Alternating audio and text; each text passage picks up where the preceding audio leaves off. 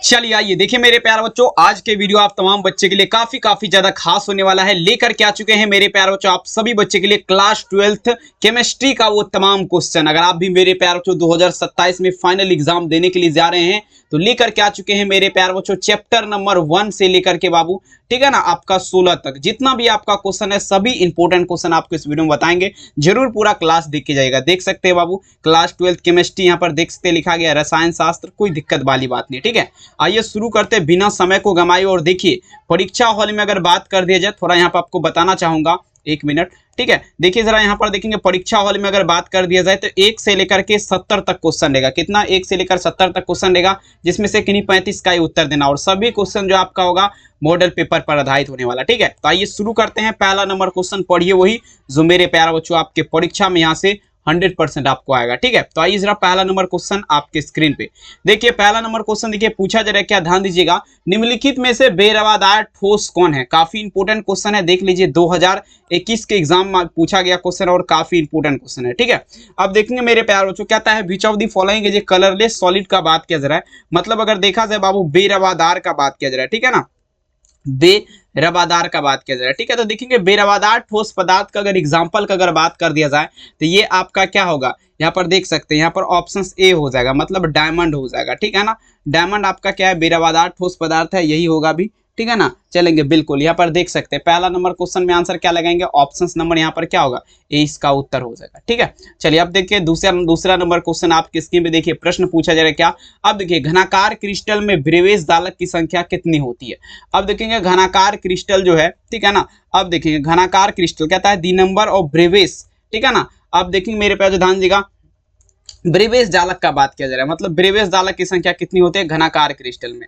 अब देखेंगे घनाकार क्रिस्टल का जब भी बात होगा ना तो इसमें ब्रेवेज जालक की संख्या कितना होती है, 14 हो जाएगा ना, 14 या होगा या 3, ठीक है ना। तो ये आपका 3 होगा, 14 नहीं होगा, सही है ना। चलेंगे बिल्कुल, चलेंगे अगला क्वेश्चन देखेंगे। कहता है मेरे प्यार तो तीसरा नंबर क्वेश्चन आपके स्क्रीन पे कहता है धनायन अंतराकाश स्थान में उपस्थित हो जाते हैं। देखिए क्वेश्चन देखिए क्या कहता है, धनायन अंतराकाश स्थान में उपस्थित हो जाता है तो ये आपका क्या कहलाता है। देखेंगे धनायन अंतराकाश स्थान का मतलब क्या हुआ, सबसे पहले आपको ये जानना है, ठीक है ना। देखेंगे मेरे प्यार तो फ्रेंकल दोष, मतलब एक में से जो है ना दूसरा में चला जाता है, ठीक है ना। यानी कि मेरे प्यार पर देख सकते हैं फ्रेंकल दोष हो जाएगा, फ्रेंकल डिफेक्ट, ठीक है। अगला देखते हैं 4 नंबर क्वेश्चन। सभी बच्चे पूरा क्लास देखिएगा और वीडियो को लाइक जरूर कर दीजिएगा। देखिए पूछा जा रहा है क्या सहसंयोजक ठोस पदार्थ आपका क्या है, ठीक है ना। सहसंयोजक ठोस पदार्थ का बात किया जा रहा है, काफी इंपोर्टेंट है और देख सकते हैं 2011 के एग्जाम में ये ऑलरेडी क्वेश्चन आपका पूछा भी गया है, ठीक है। देखिए बाबू सहसंयोजक ठोस पदार्थ का अगर बात कर दिया जाए तो ये क्वार्ट्ज, मतलब यहाँ पर देख सकते हैं ऑप्शन यहाँ पर सी हो जाएगा, क्वार्ट्ज ग्लास, ठीक है। ये आपका सहसंयोजक मतलब एक एक छोटा छोटा कण से मिलकर के बना होता है। तो आंसर क्या होगा, 4 नंबर में आंसर सी वाला हो जाएगा। अगला क्वेश्चन देख लीजिएगा 5 नंबर क्वेश्चन आपके स्क्रीन पे देखिए क्या कहता है, आयोडीन आपका क्या है। अब देखेंगे आयोडीन, ठीक है ना, आयोडीन डैश का बात किया जा रहा है, काफी इंपोर्टेंट और देख सकते हैं 2021 के एग्जाम में एक क्वेश्चन आपका पूछा गया है, ठीक है। तो देखिए बाबू आयोडीन का अगर देखा जाए ना, आयोडीन तो आयोडीन जो है ना ये आपका क्या होगा, आणविक ठोस है, ठीक है ना, आणविक ठोस है, ठीक है। आणविक ठोस यहाँ पर लगा सकते हैं, आयोडीन आपका क्या है, आणविक ठोस है। देख लीजिएगा यहाँ पर कहाँ पर लिखा गया है, तो आणविक यहाँ पर देख सकते हैं ऑप्शन नंबर क्या होगा, सी हो जाएगा, ठीक है। अगला क्वेश्चन देखेंगे 6 नंबर क्वेश्चन देखिए कहता है उष्मा और विद्युत का अच्छा चालक आप लोग बता दीजिए क्या है। देख लीजिए कहता है the good conductor of heat and electricity is dash का बात किया जा रहा है। अब देखेंगे गुड कंडक्टर का बात किया जा रहा है, ठीक है ना, गुड कंडक्टर। तो देखिए गुड कंडक्टर का अगर देखा जाए ना तो यहाँ पर मेरे हिसाब से जो है ना यहाँ पर क्या होगा, उष्मा और विद्युत का अच्छा चालक, तो ये ग्रेफाइट ही हो जाएगा, ग्रेफाइट, ठीक है। ग्रेफाइट यहाँ पर लगा सकते हैं। 6 नंबर क्वेश्चन में आंसर क्या होगा, ऑप्शन यहाँ पर सी हो जाएगा, ग्रेफाइट हो जाएगा, ठीक है। ये आपका क्या है, उष्मा और विद्युत का जो है अच्छा चालक है। अगला क्वेश्चन कहता है निम्नलिखित में से कौन गुण अनुसंख्य गुणधर्म नहीं है। अब देखेंगे किसका बात किया जा रहा है, मोलिकुलर प्रॉपर्टीज का, मतलब देखेंगे अनुसंख्य गुणधर्म आपका नहीं है, काफी इंपोर्टेंट देख सकते हैं 2011 के एग्जाम में ये क्वेश्चन आपका पूछा गया, ठीक है। अब देखेंगे अनुसंख्य गुणधर्म आपका नहीं है, तो अनुसंख्य गुणधर्म का जब भी बात होगा ना तो ये आपका जो है वाष्प दाब। 7 नंबर में आंसर क्या होगा, वेपर प्रेशर जिसे बोला जाता है, ये आपका क्या अनुसंख्य गुणधर्म नहीं है। 7 में आंसर क्या चलेंगे, ऑप्शन यहाँ पर सी हो जाएगा, ठीक है। अब देखते बाबू नेक्स्ट क्वेश्चन आपके स्क्रीन पे क्या कहता है, परासरण दाब की इकाई क्या होती है। अब देखेंगे मेरे प्यार जो काफी इंपोर्टेंट क्वेश्चन है, द यूनिट ऑफ ऑस्मोसिक प्रेशर इसका बात किया जा रहा है, मतलब परासरण दाब, ठीक है। तो देख लीजिए परासरण दाब का जब भी बात होगा तो ये आपका क्या होता है, इसका इकाई जो होता है ये आपका एटीएम होता है। क्या होता है, इसकी इकाई एटीएम होती है, याद रखेंगे। ठीक है, 8 में आंसर क्या होगा, ऑप्शन यहाँ पर डी हो जाएगा। ठीक है, नेक्स्ट क्वेश्चन देखिएगा बाबू, क्या कहता है, अनुचुंबकीय यौगिक में इलेक्ट्रॉन होते हैं। अब देखेंगे electron is ferromagnetic compound are dash. अब देखिए अनुचुंबकीय यौगिक में इलेक्ट्रॉन आपका क्या होगा, देख लीजिएगा। तो देखेंगे इसमें जो है ना अनुचुंबक यौगिक जो रहता है इसमें अयुग्मित इलेक्ट्रॉन रहता है। कौन सा इलेक्ट्रॉन रहता है बाबू, अयुग्मित इलेक्ट्रॉन। देख लीजिए बी वाला आंसर सही है। अगला क्वेश्चन देख लीजिएगा, कहता है निम्नलिखित में से कौन अनुसंख गुणधर्म है। अब चलते हैं 10 नंबर क्वेश्चन देखिए, अनुसंख गुणधर्म आपका कौन है। ठीक है, काफी इंपोर्टेंट है, सारे बच्चे जवाब दीजिएगा। अनुसंख गुणधर्म है बात है जरा, अनुसंख गुणधर्म है जो है ना यहाँ पर क्या होगा, परासरण दाब। परासरण दाब मतलब ऑस्मोसिक प्रेशर आपका क्या है, ये आपका अनुसंख गुणधर्म होगा, याद रखिएगा। नेक्स्ट क्वेश्चन देख लीजिए क्या कहता है, यहाँ पर समझिएगा। देखिए परासरण देखेंगे संप्रसारी विलयन में समान होता है। देखिए संप्रसारी विलयन जो है बाबू इसमें पूछा जा रहा है समान होता है, काफी इंपोर्टेंट है। और देख लीजिएगा 2017 के परीक्षा में ये क्वेश्चन आपका पूछा गया है। ठीक है ना, काफी इंपोर्टेंट है। देखिए कहता है संप्रसारी विलयन में समान होता है। तो देखेंगे मूलर सांद्रण, मूलर सांद्रण आपका जो है क्या होता है, संप्रसारी विलयन में समान रहता है। 11 नंबर में आंसर क्या होगा, ऑप्शन नंबर यहाँ पर क्या होगा, ए इसका राइट आंसर हो जाएगा। अगला क्वेश्चन देखते हैं हम लोग, विद्युत अपघट्ट का उदाहरण बता दीजिए, क्या होगा बाबू।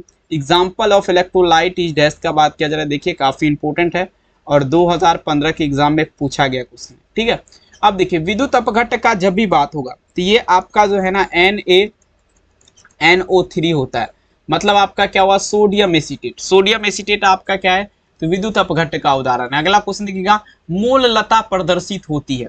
मूल लता, मोबाइलिटी इज डिस्प्लॉयड। अब देखेंगे बाबू मूल लता का बात किया जा रहा है, ये कैसे प्रदर्शित होता है, तो मोल किलोग्राम, किससे, तो मोल केजी, मोल केजी, मोल किलोग्राम, मोल किलोग्राम। आंसर क्या होगा, ऑप्शन यहाँ पर डी लगा सकते हैं। ठीक है, अगला क्वेश्चन देख लीजिएगा क्या कहता है। नेक्स्ट क्वेश्चन आपके स्क्रीन पे कहता है कौन ताप द्वारा प्रभावित नहीं होता है। कौन आपका ताप द्वारा प्रभावित नहीं होता है, तो ताप द्वारा जो है ना बाबू मूल लता, मूलरता नहीं मूल लता। ठीक है, 14 नंबर क्वेश्चन में आंसर आप लोग क्या चलेंगे, ऑप्शन यहाँ पर क्या होगा, बी हो जाएगा। मूल लता जो है ये आपका ताप द्वारा प्रभावित नहीं होता है, आंसर आप लोग क्या चलेंगे, बी वाला आंसर हो जाएगा। नेक्स्ट क्वेश्चन देख लीजिए आपके स्क्रीन पे, देखिए क्या कहता है, कौन अनुसंख गुणधर्म नहीं है। अब देखिए अनुसंख गुणधर्म मतलब हुआ मोलिकुलर प्रॉपर्टीज। अब देखिएगा, ठीक है, अनुसंख गुणधर्म अगर यहाँ पर अगर बात कर दिया बाबू तो यहाँ पर क्या होगा, केबी विच, पोटासियम ब्रोमाइड, ये आपका अनुसंख गुणधर्म नहीं है। 15 नंबर में आंसर क्या होगा, डी वाला उत्तर। 16 नंबर क्वेश्चन देख लीजिए क्या कह रहा है। नेक्स्ट क्वेश्चन यहाँ पर आपके स्क्रीन पे आ चुका है, कहता है मूल अवनमन स्थिरांक की इकाई निर्भर करता है। देख लीजिएगा 16 नंबर क्वेश्चन, मूल अवनमन स्थिरांक की इकाई जो है ये आपका किस पर निर्भर करता है। ठीक है, 16 नंबर, तो ये जो आपका निर्भर करेगा बाबू विलायक की प्रकृति पर, मतलब देख लीजिएगा यहाँ पर on the nature of the solvent यहाँ पर लगा सकते हैं। आंसर क्या होगा, बी हो जाएगा। अगला देखते हैं 17 नंबर क्वेश्चन आपके स्क्रीन पे क्या कहता है, शुद्ध जल की मूलरता होती है। अब देखिए किसका बात किया जा रहा है, the mobility of pure water is dash, मतलब शुद्ध जल जो है बाबू इसकी मूलरता आपका क्या होता है।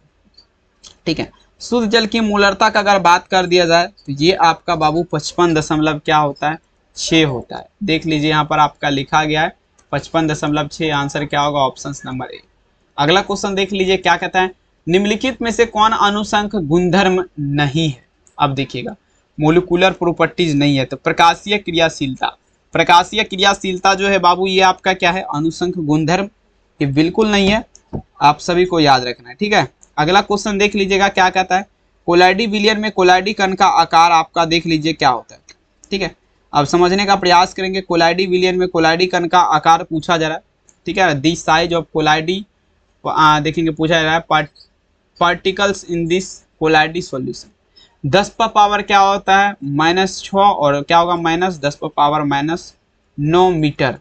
तो यहाँ पर आप लोग देख सकते हैं 19 में आंसर क्या होगा, ऑप्शन है। अगला देख लीजिए 20 नंबर, 20 नंबर क्वेश्चन देखिए क्या कहता है, ध्यान दीजिएगा यहाँ पर पूछा जा रहा है क्या, निम्नलिखित में से किस धातु का निष्कर्षण मेक ऑर्थर विधि के द्वारा किया जाता है। अब देखिए बाबू मेक ऑर्थर विधि का बात किया जा रहा है, किस धातु का निष्कर्षण, कौन सा ऐसा धातु है जिसका निष्कर्षण मेक ऑर्थर विधि के द्वारा किया जाएगा, तो ये आपका एजी धातु हो जाएगा। एजी मतलब आपका चांदी होता है, ऑप्शन क्या दीजिएगा, ए हो जाएगा।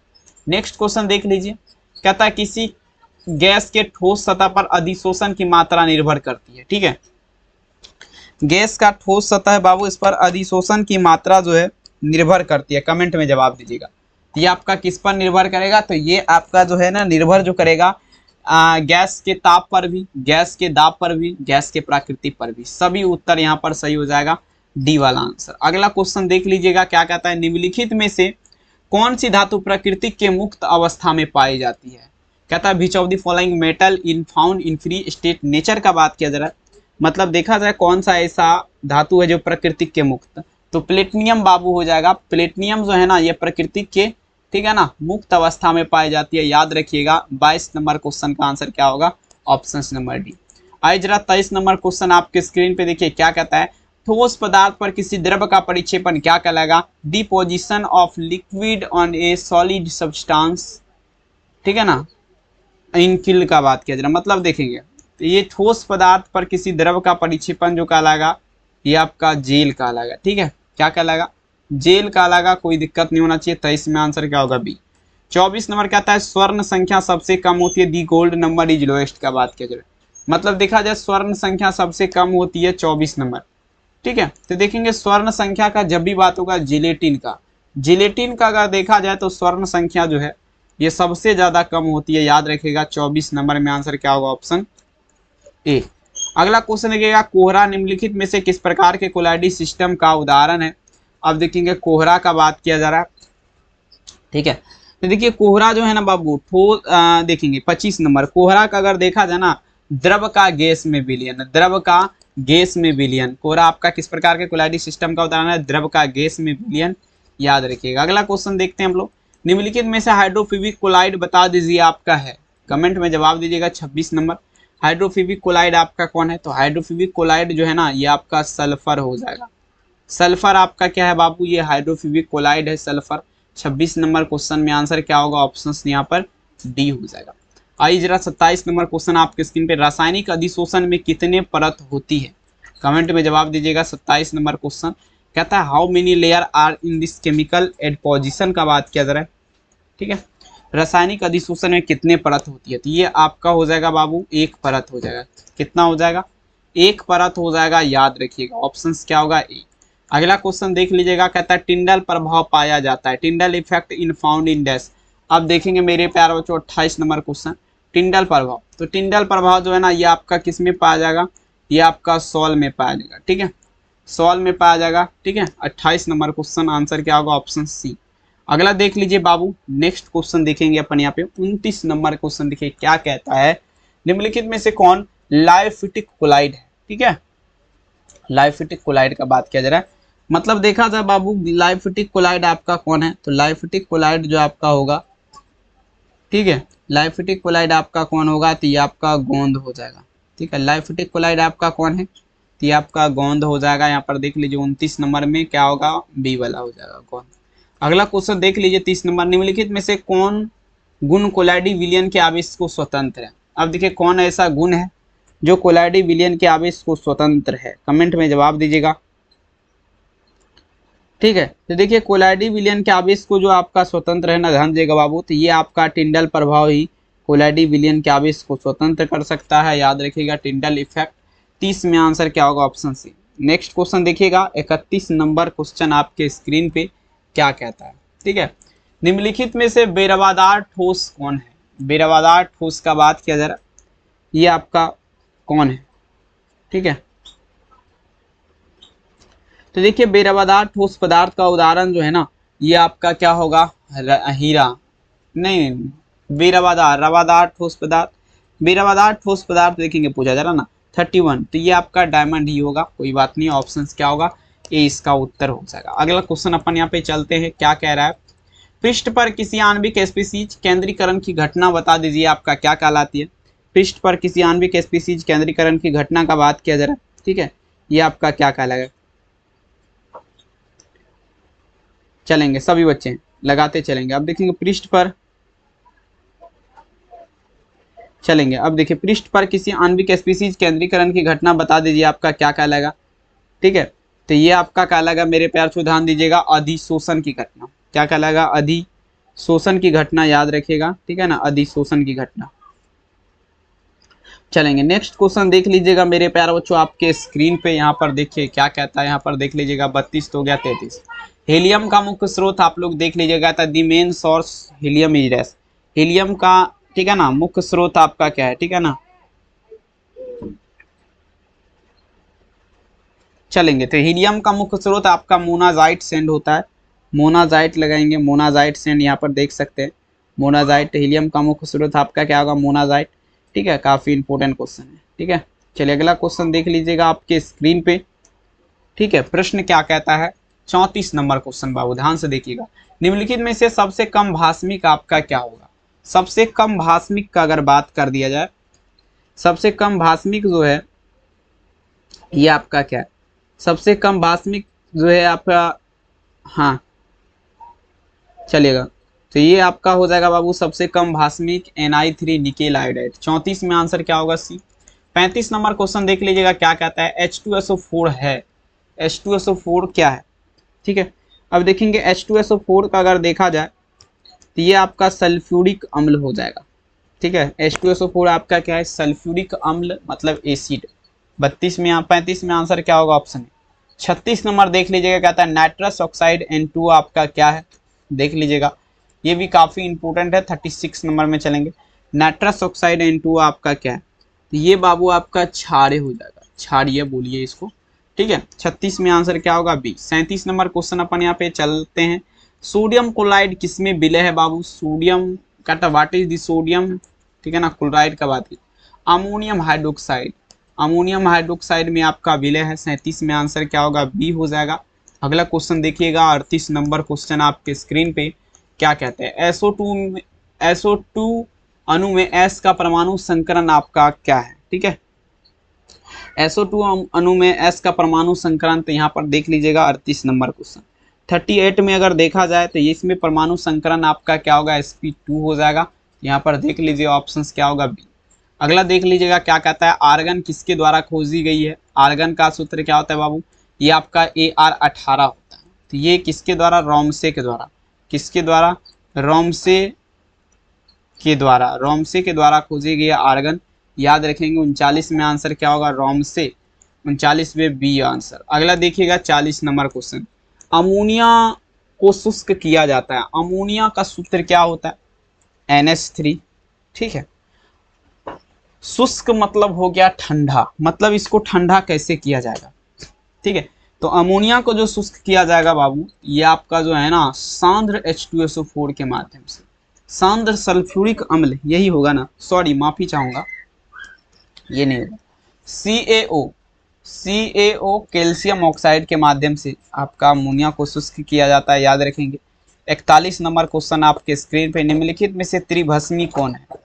अब देखिए त्रिभस्मी का बात किया जा रहा है, ये आपका कौन है? 41 नंबर क्वेश्चन, त्रिभस्मीय ऑक्साइड का बात किया जा रहा है, ठीक है। तो त्रिभस्मीय ऑक्साइड जो है ना, ये आपका क्या होगा? H3PO4, मतलब आपका क्या होगा? हाइड्रोजन परऑक्साइड, ठीक है। यहाँ पर देख सकते हैं 41 नंबर में आंसर क्या होगा? ऑप्शन यहाँ पर डी हो जाएगा। अगला क्वेश्चन देखिएगा, कहता है, पूछा जा रहा है क्या? वायुमंडल में सर्वाधिक पाए जाने वाला अक्रिय गैस कौन है, ठीक है। अब देखेंगे नोबल गैस जिसे बोला जाता है, अरे सॉरी, ठीक है ना, नोबल गैस दूसरा हो गया, अक्रिय गैस का बात किया जा रहा है। मतलब देखेंगे वायुमंडल में जो है ना सबसे ज्यादा जो पाया जाता है, ठीक है ना, अक्रिय गैस। तो अक्रिय गैस यहाँ पर देख सकते हैं आर्गन, ये यार 18 होगा क्या? चलिए बिल्कुल यहाँ पर सी लगा सकते हैं, ठीक है। कैसा लगा क्लास? कमेंट सेक्शन में आप लोग जरूर जवाब दीजिएगा। चैनल पे पहली बार जुड़े हैं, सब्सक्राइब कर लीजिएगा। PDF के लिए नंबर पे आप लोग संपर्क कर सकते हैं। यहाँ तक वीडियो देखें इसके लिए बहुत बहुत धन्यवाद।